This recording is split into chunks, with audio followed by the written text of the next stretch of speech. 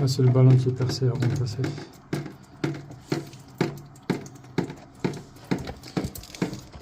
Donc on coupe là ici pour casser la pression. Et là, de ce qu'il y a le surplus, ça va sortir. Et après, à un moment donné, ça va s'arrêter. On va faire un remplacement de ballon ici. On va mettre un 100 litres Zeneo.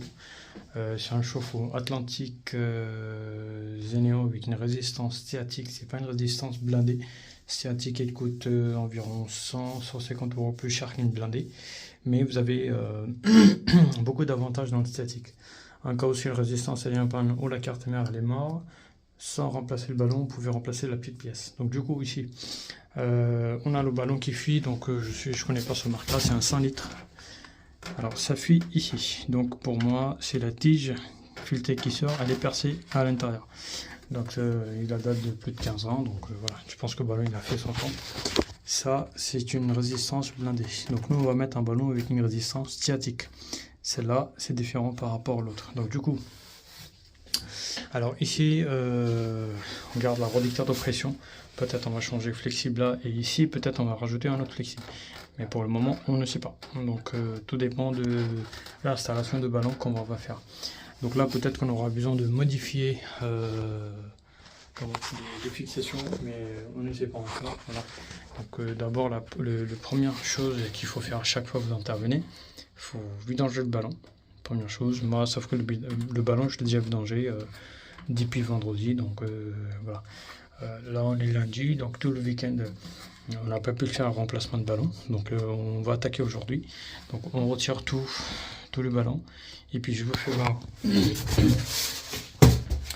Voilà, Zeneo vertical mural, résistance statique. Donc là, je suis obligé de protéger le réservoir. J'aurais voulu profiter de retirer le réservoir. On ne sait jamais si le ballon il est lourd, il est rempli de calcaire. C'est pour éviter que ça casse le réservoir. Sauf que les fixations en dessous, ils sont rouillés. Donc pas besoin de prendre le risque parce que sinon, après on va avoir des fuites sur le réservoir. Donc les protections en polystyrène qui sortent, on les mettra sur le réservoir. Pour protéger, déjà on va protéger l'abattant avec la cuvette. On mettra une autre protection en polystyrène sur le réservoir. En cas où s'il y a une chute de ballon ou que c'est trop lourd, ça évitera de le faire tomber directement là-dessus.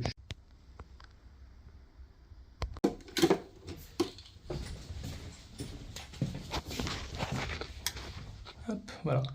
Là il vient de s'allumer. Donc là du coup les fils ils étaient légèrement courts. Donc ici, il n'y a pas de polarité pour la phase neutre, donc vous pouvez raccorder n'importe laquelle. Donc là, la terre, elle est là, hein, donc ça c'est un fil de plus. Bon. Alors ici, j'ai scotché parce que j'ai passé les dominos, des fois. Ça peut arriver que s'il y a une fuite sur la cuve de ballon, l'eau il peut sortir. Donc là, du coup, j'ai scotché les dominos parce que comme les fils étaient assez courts, j'ai rajouté le domino, je vais scotcher le domino.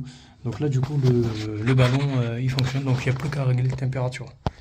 J'ai réglé mon température sur le 3, donc logiquement c'est 5 qui est au fond. Donc là je l'ai réglé au 3, donc j'entends le bruit, le ballon il est en train de fonctionner.